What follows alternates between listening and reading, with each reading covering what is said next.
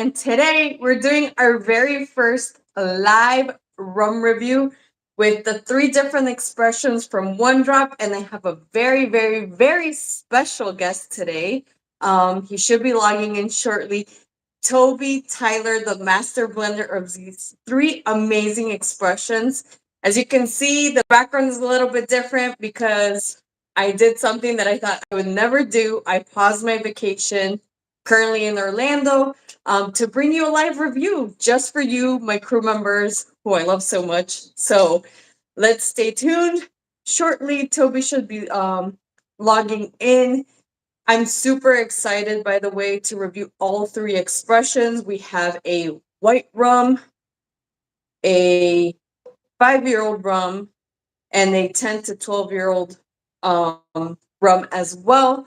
So let's hang in there. I'm hoping Phil's going to help me with the chat. This is, again, my first time doing this live review in my hotel room, by the way, which is a little bit different. So let's see. I'm going to try to check the chat simultaneously. Okay. Okay. Let's see. Happy Friday. I know it's Cinco de Mayo. You think I'd be drinking tequila, but obviously today I'm not cheating on rum. We're going to stick around with rum today. So how's everybody doing this Friday?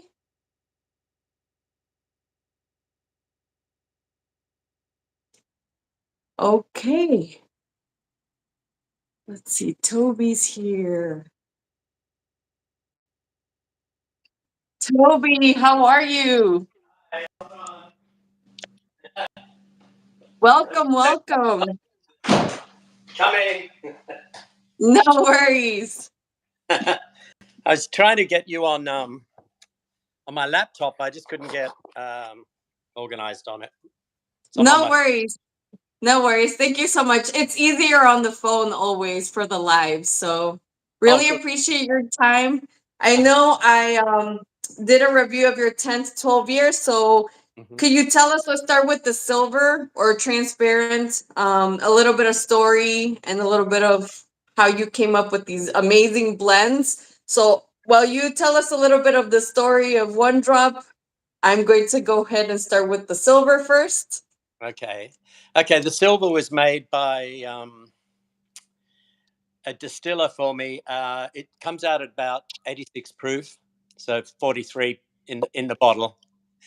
So it's meant to be more like a sipping. Yeah, it's more like a sipping white rum. I think it's strong enough to stand on its own. If you want to sip white rum, it's not made for really mixing, but it can work across, mixing. But I was very deliberate with that because I just didn't want to do white rum for doing a white rum's sake.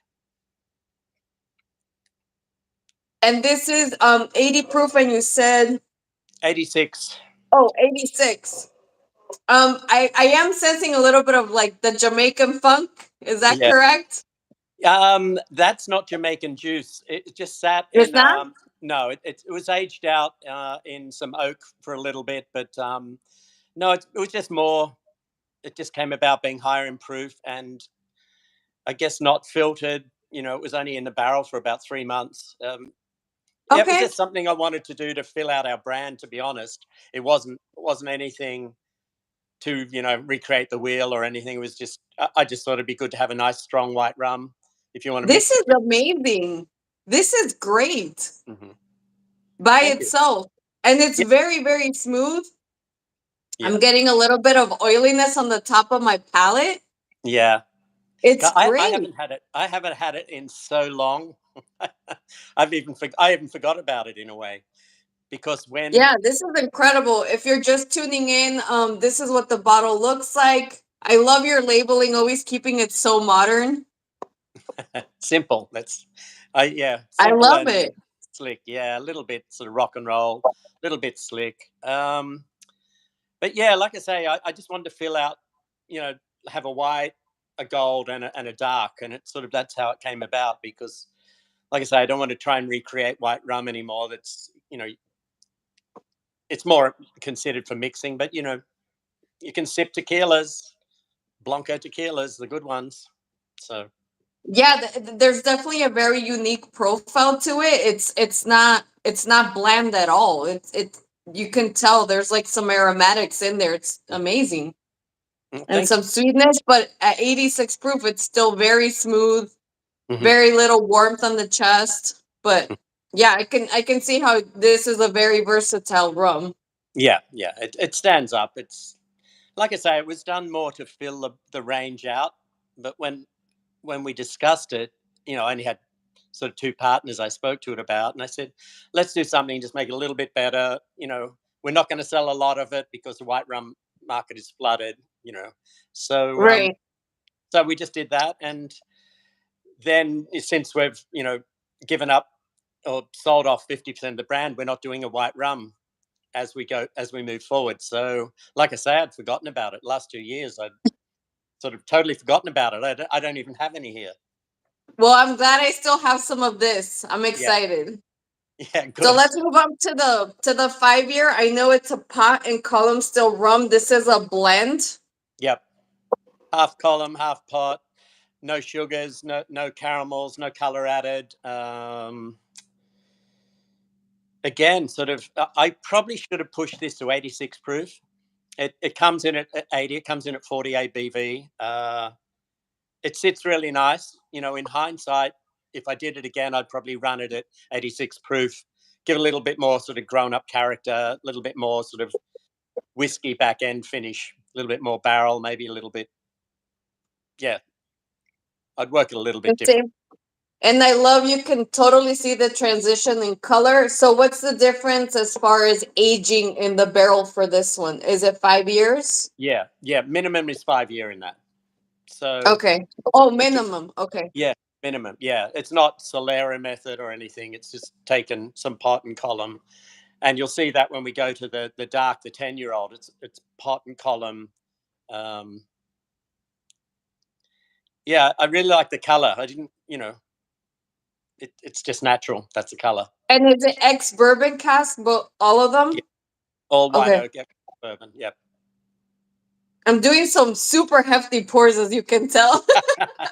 I'm ready for my Friday. It's Friday night. I know, right? How have you been, Toby? Good, good. I was back in Australia for 4 or 5 months last year.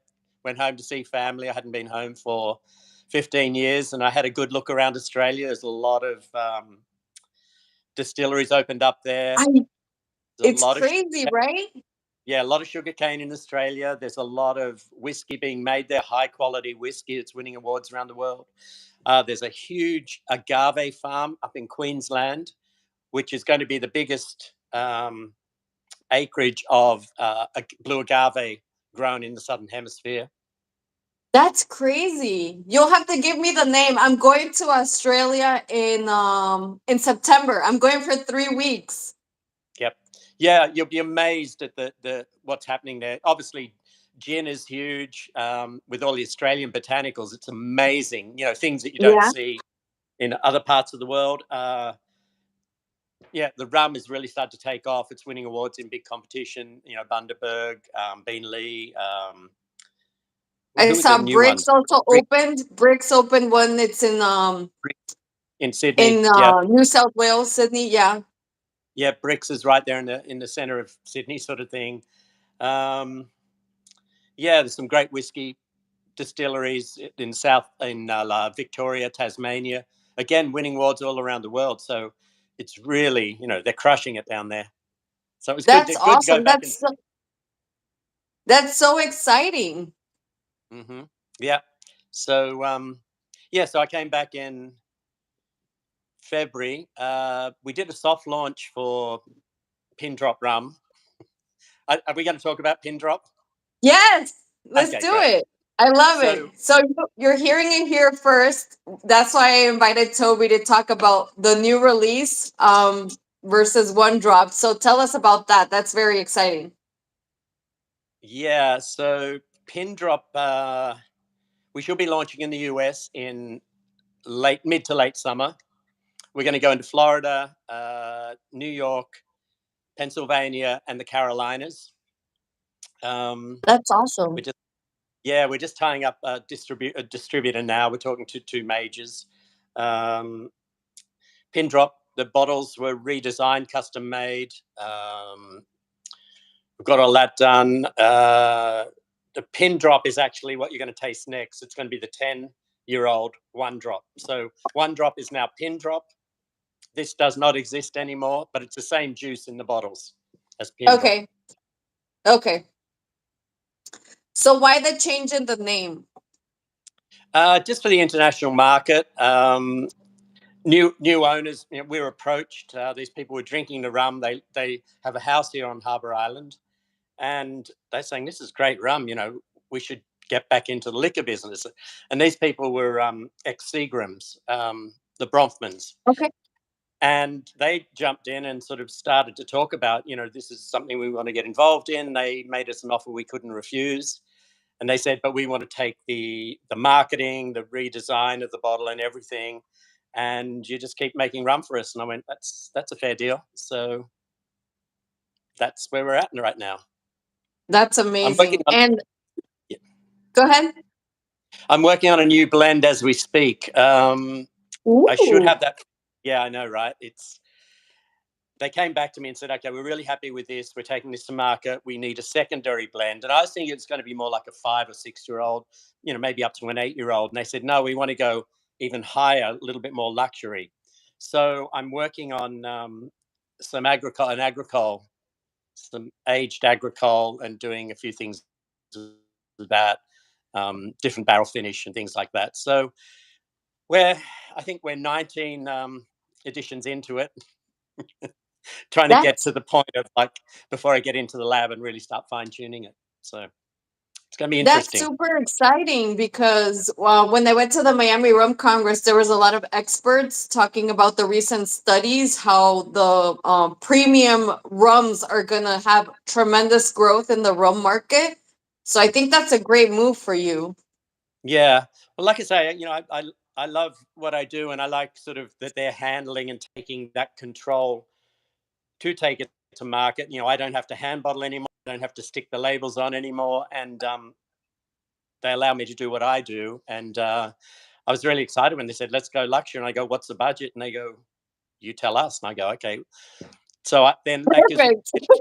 I know, right? So it gives me the ability to go and source, you know, products from anywhere around the world, because now the world has opened up, with people, the Amsterdam guys, EA Shear, the guys in the UK. A lot of people have bought stocks over the last 25 odd years, and you're starting to see that come out now with the old Coroni from Yeah, Trinidad that's being released on the market. You're going, geez, they must it's have been holding that. crazy. Been holding that for years. And Coroni Yeah. closed what 2001, 2002 maybe, because I know in 2003 I started to try and get in touch with them. I never got in touch with them, but I got in touch with Angostura, with Trinidad distillers, and that's when I started to make the Afrohead rum back in the day.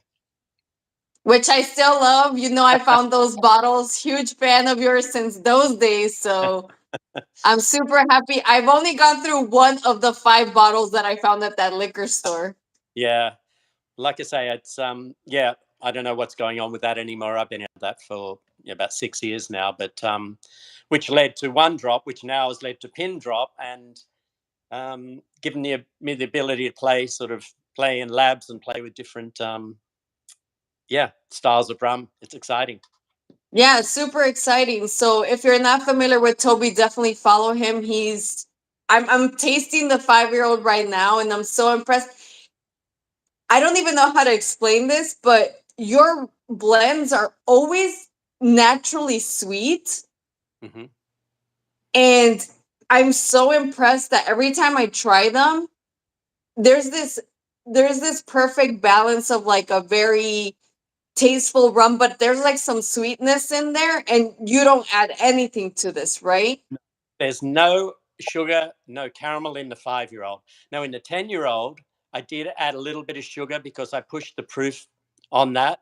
And when I was working with the sort of the Jamaican funky pot still, then some column still, it sort of got a little bit odd, and I couldn't quite pick it. and that took a while to get. But then when we pushed the proof up to about 100, 101, it started to make sense there. But I did soften a little bit with, back added some sugars, just natural sugars. Okay. Yeah. Okay. That's amazing. And I love the redesign because I did get a sneak peek of your labeling of the bottle. It's extremely modern. And I love the fact that you went, is it a matte black bottle, like a full matte black? It's a gloss black, custom made, same as the corks, and they've got this brass hoop on it. There was a lot of money spent on that to make it really like a luxury looking brand. Yeah, make Um, it stand out, right? There's like gold leaves on the labeling too. and yeah, if you have a look, you'll see it's like the blue of the Bahamas blue, because one of the business partners, she's Bahamian, and her image is her profile on the label. So there's a whole connection. There is a whole connection there. I've been living in the Bahamas 25 years, so I'm sort of Bahamianized, I guess. So I know you're Bahamian now. yeah, so yeah, it's interesting how we're moving forward. But 5 year old, do you like the 5 year old? It's Yeah, it's I'm surprised of how different it is to this. I thought it would be kind of similar, but no, no. There's it's no common different. thread. There's no common thread between them. But Oh, working on a new blend, I've been requested to keep a common thread from the 10-year-old you're going to taste to the new blend. So I'll be working again with Jamaican juice okay. and working that with some agricole. So it is actually more than a little tricky. It's quite tricky because some of the aged agricoles are so beautiful and delicate, and you throw some Jamaican funk into it, and it's like, whoa, what's going on here? It's a crazy party. But the common thread will be drawing on Jamaican juice in all our blends moving forward. The three you have in front of you are all you know sort of weird cousins. I love it. It's amazing. I'm so happy I have this on my collection to see like and truly experience the difference in all. I'm glad you brought up the point that they're very different. So if you do Yeah, manage to go to the Bahamas, definitely scoop these bottles up because they're gone if you even find yeah. them. If There's a few on shelves around here. I know a few people still got them. Um, but yeah, no, I didn't want to be a one trick pony. Obviously, I didn't want to do what I'd done with that, for the Afrohead, the 15-year-old in particular, which is one of my favorites. I love that, how it really drank more toward a Scotch whiskey sort of flavor profile. Um, and with this, working with Jamaican juice, you can sort of be very, very different. But the 5-year-old, to be honest with you, is all American distillate. oh, So, the juice is made in America. Oh, that's so interesting. so it's It's all great. all American, all American sugarcane, yeah. Um, pot and column.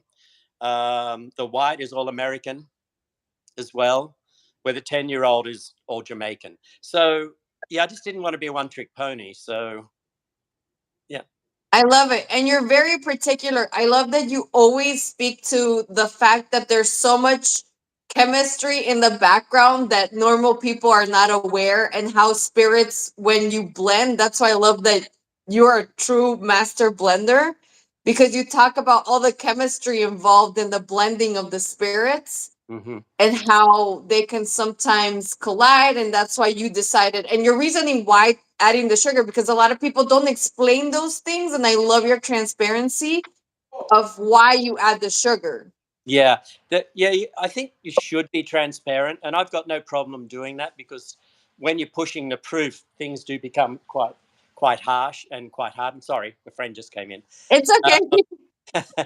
And I know there's these purists that go, oh, it has to be this, it has to be that, and it's like, you know what, yeah, I get it, but for me it's like, is this going to appeal to a broader mass of people that are going to come back and want to buy your rum again? Because at the end of the day, it is a business, and I've got to answer to someone, and you've got to Yeah, get repeat clientele, and that's sort of what it's about. So it's balancing the purist aspect versus who's going to be buying it most. And I love to be able to enter in competitions and hear things back and all that sort of thing. So you never stop learning. That's what I've learned. Never stop learning. I love that. So are you going to enter potentially any contest with the one pin? Um, yeah, we just won a silver medal at San Francisco last week. Yeah, Congrats. That's I know. amazing. Yeah, and that's just that was the first big competition we went in with. One drop, we went in the St. Bart's competition, won a gold medal there, and a competition in Miami, won a gold medal there. So we've done pretty well. Three shows, we won medals in three. That's 3 for 3. I think you're doing Yeah, pretty good. yeah. So did you enter with the 10 to 12 or did you enter with the 5? Just a 10 to 12. When Okay. when when we took on the new partners, it was basically they super focus on let's go with the 10 to 12. It's a great rum. Then we'll build our SKUs, our range off that. And like I said, the thread through that will always be Jamaican juice in the blend, Okay. and the bottle shape will always be the same. The colors on the bottles will differentiate. Like you got Johnny Walker Red, Black, Blue, Green. The Right. gold. So the bottle differentiation will be the factor on the shelf when you're looking at it. Um, Okay. then I have the liberty when they say, "Hey, we want something a little bit different." You can work on this and work on that, and I go, "Great." That's when I can get on the phone to Amsterdam or someone in the Caribbean that's an old friend and say, "Hey, what do you got down there?" So That's great. mhm. So are you still planning on bottling in the Bahamas or you're going to fly? You're No, still going to. Wow. it's all bottled in the Bahamas. Yeah, we just bottled 10,000 of the new pin drop, 10,000 bottles. Oh my So. gosh. That's incredible for the Bahamas. I'm sure that stimulates the economy. Especially like Mhm. last Oh time we yeah, talked about, we were kind of like in the middle of COVID too, just surviving like this whole craziness. You were dealing with distribution issues. Was it, could you tell like a night and day difference? oh, absolutely. I don't have to put a label on a bottle anymore and make it straight because everything Well, was, well, that's how I kudos to approach. you. It seems like you did pretty well. Yeah, that looks pretty good. That one. And the waxing's okay. It I looks okay. know. I love it. I love it. It's so unique. Yeah, but I sort of after doing that for what Afrohead rum. What's that? That was 2005, 2006. Say 15, 18 years of hand labeling and dipping in wax. I'm done. The novelty's worn off. Yeah, that's good. That's a lot of work. Hmm. So I'm sure that's stimulating the economy. You're bringing the juices to the Bahamas.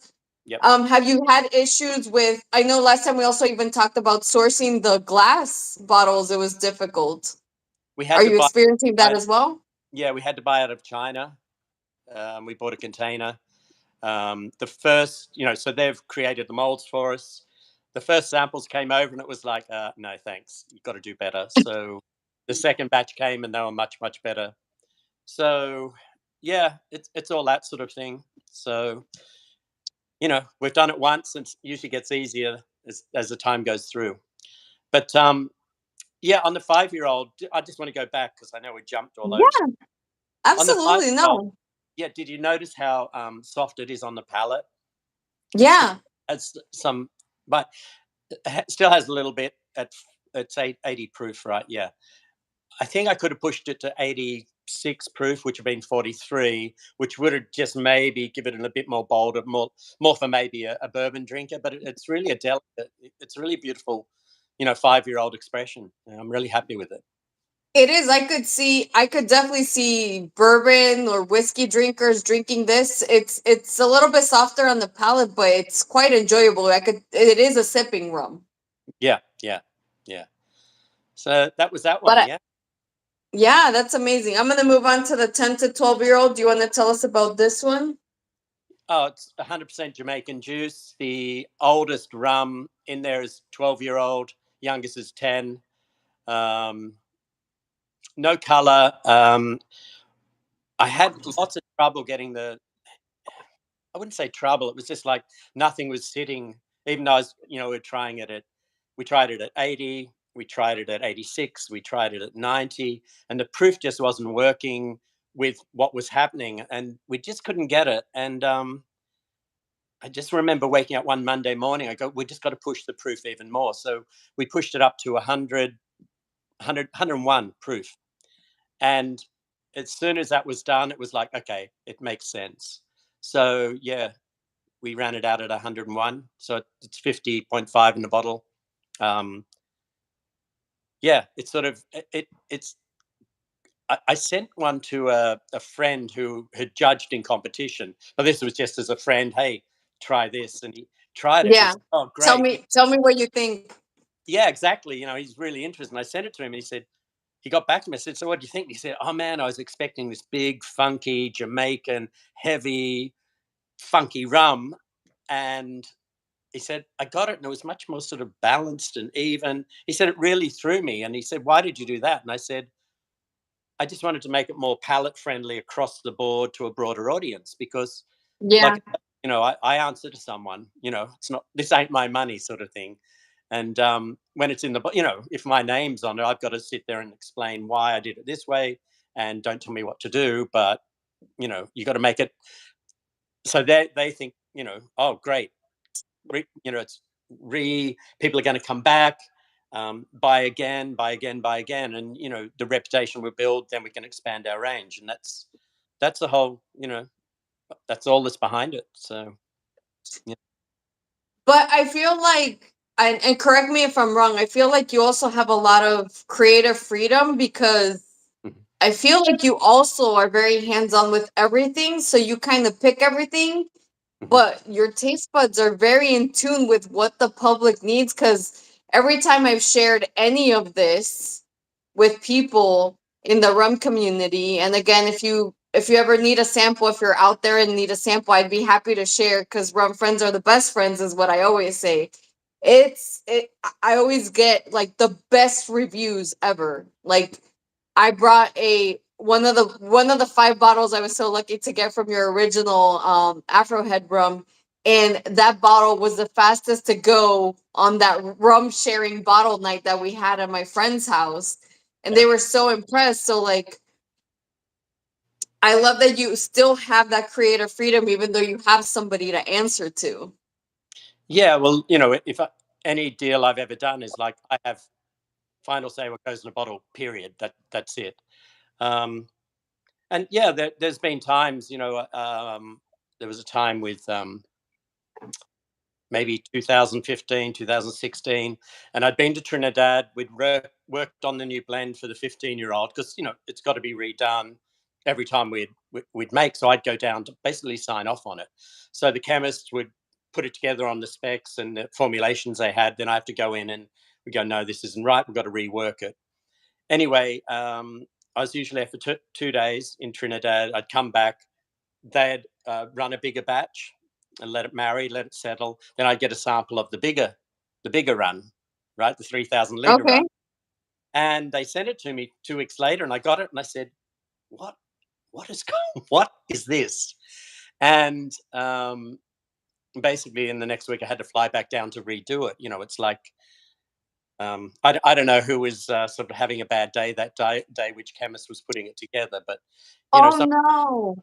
so yeah, it's like I take full responsibility for what I put in the bottle, and I have a beauty to work with chemists out of different labs, and I've been fortunate, to work with a bunch of them, and it's, you know, I've got to think less about myself and more about what I think people in general will accept. So it's palate friendly to a broader audience, you know. That's incredible. And you also have a lot of insight into like the whiskey and scotch, right? Because you're a Yeah. scotch fan. So like you're also kind of hoping to get that crowd to come to the rum side, right? Well, you probably noticed the last few years that that the Scots are now aging, whiskey in rum barrels, and rum was being aged in whiskey barrels. So Or that, or they're bringing Caribbean juice to Scotland to finish in Scottish casks, is yeah, what I've noticed too. yeah, and that's relatively new the last few years. So that crossover is now. I remember back in 2015 sitting on a flight going to somewhere, and I was thinking, actually, I was flying from Miami down to Trinidad, and I was going, what would be really cool would be to get a rum and blend it with a whiskey, and how would that work? And I was thinking about that back then, and I thought it could work. Just brown spirits will work. You just got to be, pay attention to it, make sure you get what you want. And now it sort of makes more sense to age, have a wet whiskey barrel and age your rum in that. Same what was happening with the sherry barrels. Um, Right. I had my hands on some rum that had been aged out in an Armagnac barrel. A whole bunch of things. It's really, really interesting. I like this transition period where we're all sort of crossing, this grey area, and A it's lot one. of experimentation, which leads to like very different flavors and palettes, which is amazing. I absolutely love it as well. hmm And yeah, I was a very big Scotch guy. Then I got into blended whiskies. Then people go, "Oh, you don't drink blended whiskey," and I go, "Yeah, blended whiskies. Some of the fabulous." So you just got to be open to everything, and that's, I love that there's purists talking in the rum industry, but I also, you got to give people some freedom to find out what they like, and make it more accessible for everyone, not be elitist. So that's my thought on it. I agree. I'm like that too. I'm like, hey, I don't like this, but if you like these kind of notes or these kind of palettes or these kind of rums, try it out. You might like it. Um, I think it's also very personal. Like we're people and we have different taste buds and we have different preferences. Some people like high proof, some people are okay with a 40% rum. So it just varies. I that's why we tell people it's like it's not me. I'm just sharing the information, especially when it comes to like smaller craft distillers or like you who are like hand batching, hand labeling stuff. It's like I just want to share the information, share rums that somebody might be like, oh my god, that's the most amazing thing I've tried, hmm versus me saying, oh, this is good, this is bad. No, I'm just gonna share the information and everybody decide what they like based on what they like to drink. It's very simple. yeah, just make your own mind up. So that's what I do. I do have the freedom to sort of run wild in the lab, and work on this and take this and work on that. And I've just been fortunate that the people I've managed to bump into on this journey have supported my ideas and helped me. That's great. That's so important because it gives you the freedom and also like it makes you more comfortable to like experiment, right? Yeah, yeah, and it's been great that people go, I don't know if that's going to work, and I go, but what about we do this and this? And when you can talk to a chemist, because they think differently, and which is wonderful, because I need them to make rum. I need a great chemist to make rum. I couldn't do it any other way. So um, it's just Kudos sharing. to science. Kudos to science. Yeah, yeah, exactly.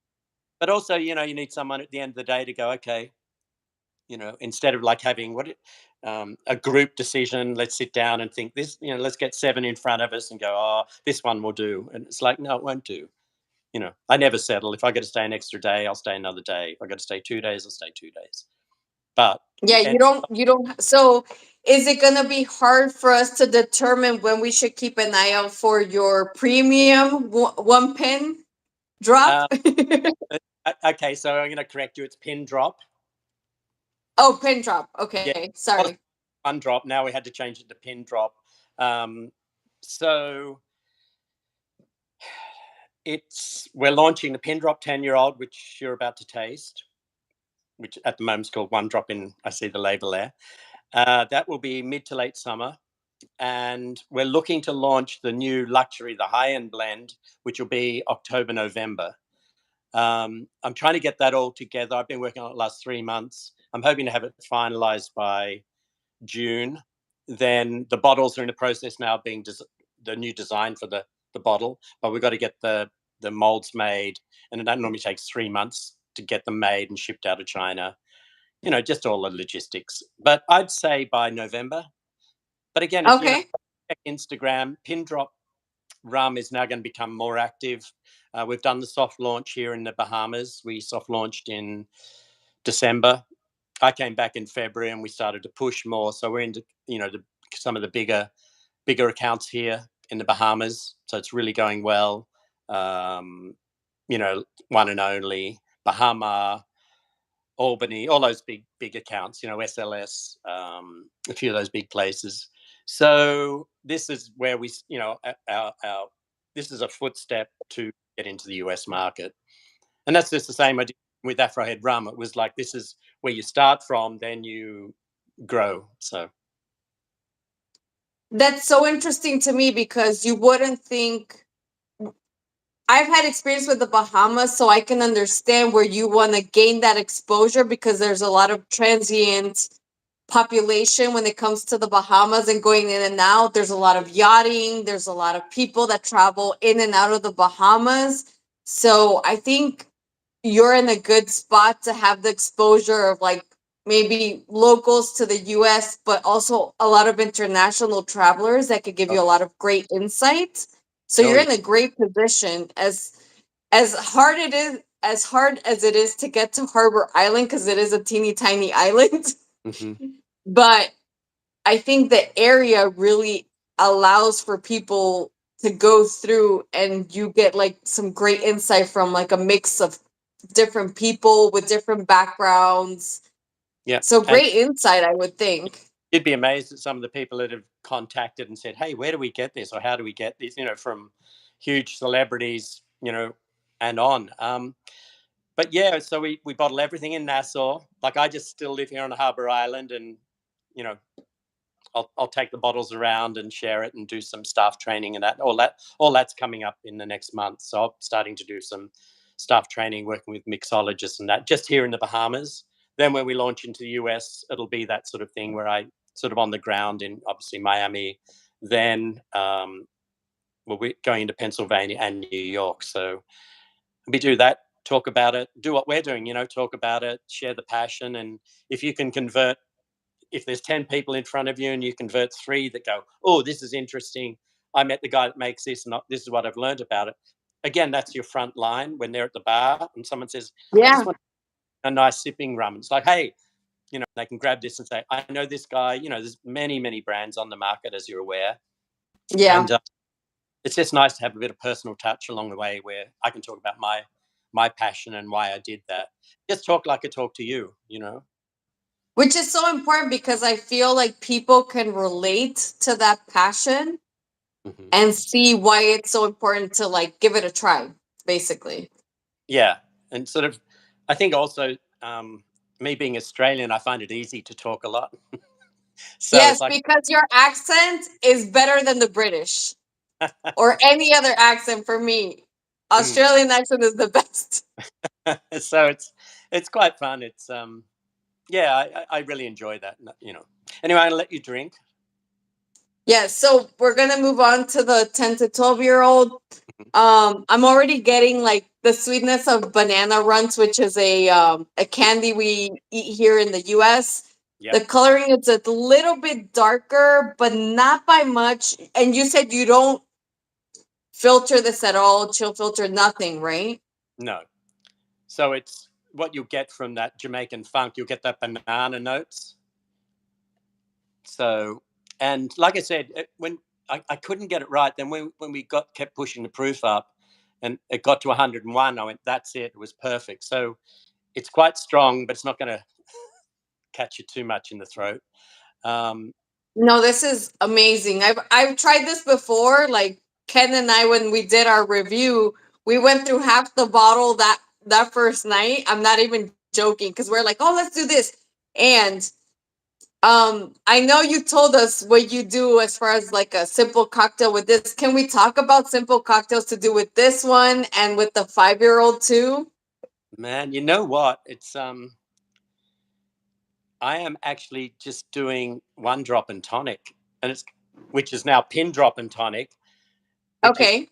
is now pin and tonic. So that's all Okay. with a small piece of lemon, so not too harsh a citrus. I'm just doing rum and tonic at the moment. As far as I'm not a mixologist, I obviously will drink rum neat. Um, but as far as I'm just doing a lot of rum and tonic. I think maybe because maybe my sweet tooth is showing up too much because tonic water has some sugars in it. But the fever tree, using the fever tree tonic is lovely with that rum as well. If you have, yeah. I So have not tried Fever Tree, but I know exactly what you're talking about because I've seen it on the shelves. yeah, yeah. Try yourself some. Go buy yourself some fever tree tonic, fever tree ginger beer, and try the ginger beer with the rum. Oh, so kind of like a dark and stormy. Yeah, but But don't make my mistake. elevated, dark and stormy. Yeah, don't make my mistake. I remember one time I messaged Toby and I was like, Toby, I put some lemon, but it's a little bit too big. He's like, how much did you put of lemon? I was like, well, I love lemon, so I did a lot. He's like, no, Right. literally a little pinwheel of lemon and just like spray like a little bit of the lemon juice, right? Yeah, just spritz it. That's all it needs.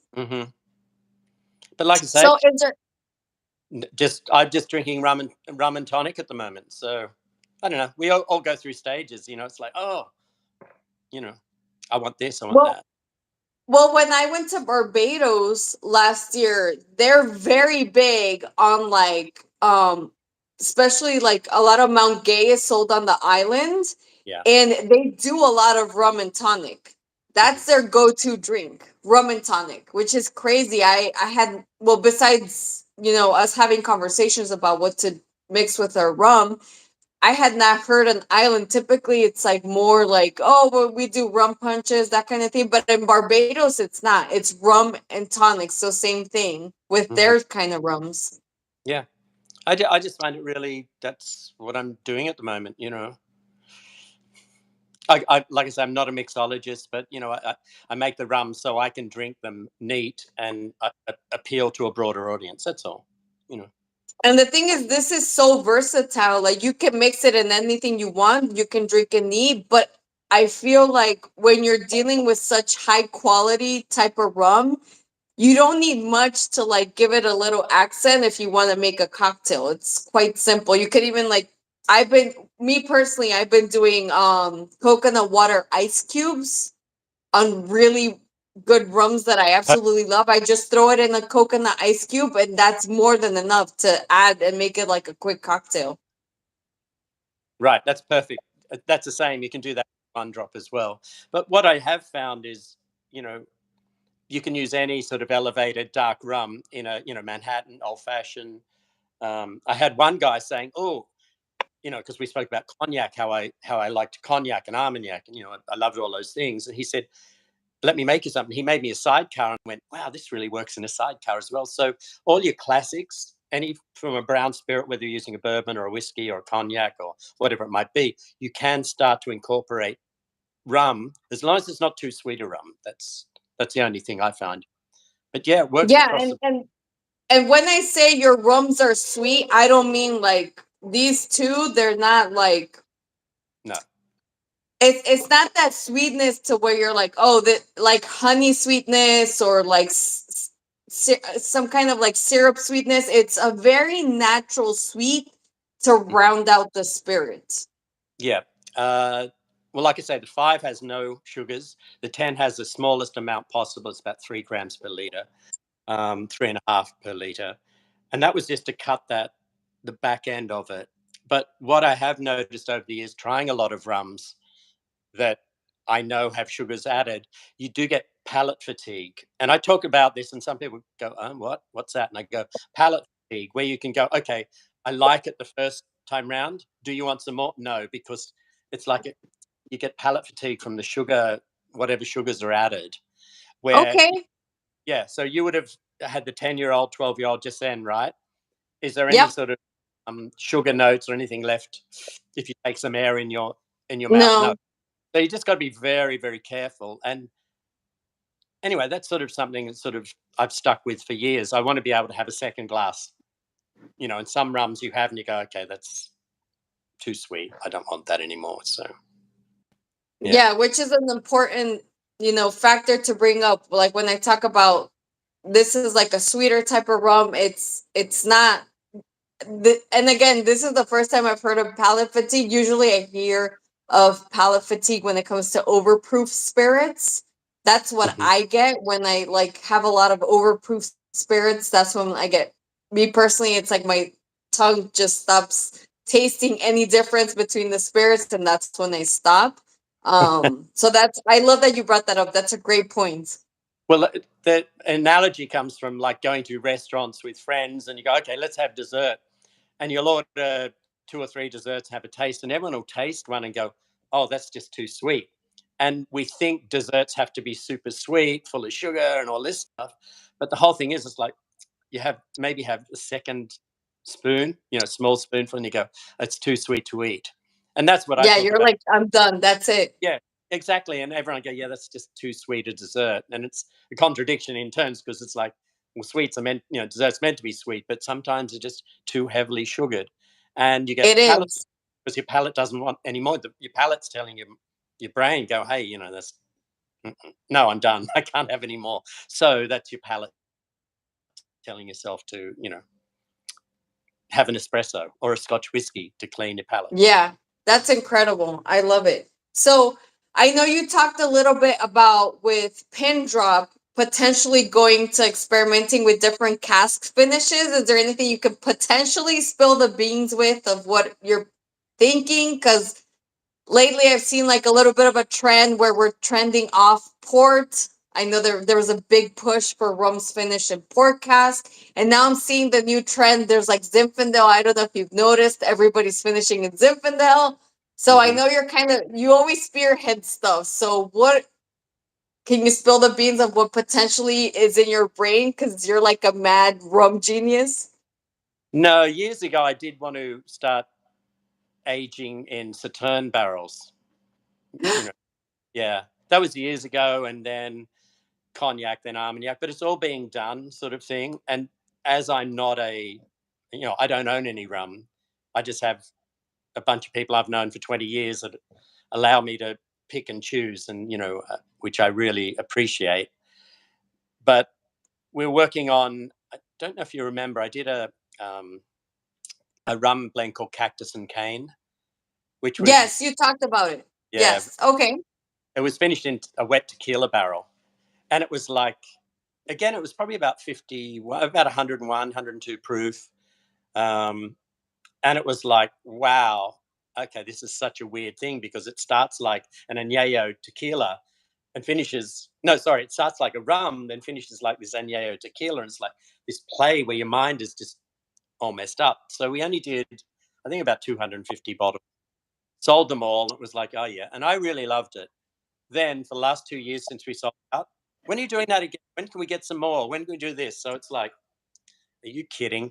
So with the pin drop, us as a pin drop, the new partner group, we've talked about doing that again. But at the moment, I'm only working with agricole, some aged agricole, and working with some Jamaican juice to have that thread of Jamaican rum working through our blends as we move Okay. forward. So if we do something again, Asian tequila barrels, it'll be using Jamaican juice. If we do Okay. something working with Armagnac barrels, it'll be with Jamaican juice. So there's a thread. Um, Okay. so that's the thing. But this agricole blend is like I say, it's tricky. I'm probably on the 19th experiment at the moment. Um, we're just trialing some more now, and we're every step is closer to sort of how I think it should be. I sort of know what I want it to be, and Right. it's just all this maneuvering to get it. You want something that stands up, and you go, oh yeah, I can taste there's agricole, and I can get a hint of that sort of back end little Jamaican funk with a little barrel edge. So that's what I'm trying to get, um, without compromising the agricole. And it's difficult, and I don't think many people have done it because it's difficult. But being small, me working with smaller batches, I have more time to spend on it, and it, you know I'm I think it's going to be great when it comes out. I can't tell you too much, but I've sort of told you everything you need to know. So Thank you. I so appreciate you always give us the great information, but um I so appreciate your time. This has been as always amazing. Make sure you follow Toby Tyler and anything he does because he's incredible. I know you have a couple of social media profiles, right? at the moment, I lost one. I don't Instagram took one from me. That was my old Afrohead rum one. I'm still trying to get that back, and I think I'll combine them. So I'll combine Afrohead, One Drop rum, and Pin Drop rum. So I'll have the whole thread of my story from. So if anybody wants to follow everything you're dealing with, where should they follow you? Because I would love to know. Well, at the moment, just go to Toby A Tyler or Toby Tyler on Instagram, and Okay. that should link to Facebook, because I've given my Facebook account to Pin Drop social media, so they'll start to inject some more pin drop stuff in. But it's also got the history of One Drop rum and when it started from 2018. So, and it's probably got some earlier pictures of Afrohead rum from 2008, 2009. So That's awesome. it's all there. So Toby A. Tyler. Yeah, or Toby Tyler, and the second one is Toby A. Tyler. But I've got to get Okay. back. I've got to follow up with Instagram why I've been shut out of that. So anyway. Good luck. My account got hacked, so my social media went from My Room Diaries to My Room Diaries channel. I've been trying for months to recover my account. Sadly, I don't know what's going on. A lot of people are getting their accounts hacked in the Miami Rum Congress, which was crazy. I spoke to 3 different like major rum companies, and they said the same thing, that their account got hacked and they had to open up a new one, which to me was mind blowing. I thought it was just like us little guys that were getting hacked.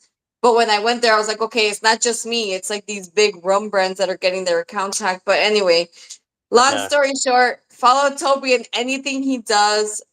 Thank, Absolutely love your rum. Thank you so much for your time, as always. I thank. love spending time with you. Hopefully one day I can make it to Harbor Island. If you are in Harbor Island, I think what is it? Griffin's always has your rums, or Bristol, in Nassau. yeah, Nassau, Bristol. They're one of the big stores. You know, it's around. It's getting around. You'll see it behind more bars than you will in liquor stores at the moment. Yeah, and if you see this bottle, Oh pay yeah, whatever you have to pay, because these are now limited edition. They're going in the future Rum Bohemian Museum, right? exactly. Okay, Nia, good to chat. Good to see you again. Good to see you so as well. Thank you so much for your time. I really appreciate it. And I'm excited to if you are in Miami, I would love to connect with you in person. Yeah, well, I think I don't have any dates. When we launch, I'll definitely be in Miami, doing going around, seeing people, shaking hands, doing that sort of thing. But you're based in Miami, right? Well, I'm in the Fort Lauderdale area. Fort Lauderdale. Okay. So not far, not far. Just let me know wherever you launch, like if it's like a bar event or a restaurant, like that kind of thing. I'd love to like come and support you as always. Yep. And I'll make sure I save a bottle of the new beautiful packaging we got for Pin Drop Rum. Yes, that's a gorgeous bottle for the collection for sure. Okay. Thank you so much, Toby. So Thanks. appreciate your time. Have a great day. I will. Thank you Bye. so much for the amazing rum, by the way, as always. Thank you. Bye. Bye. How do we get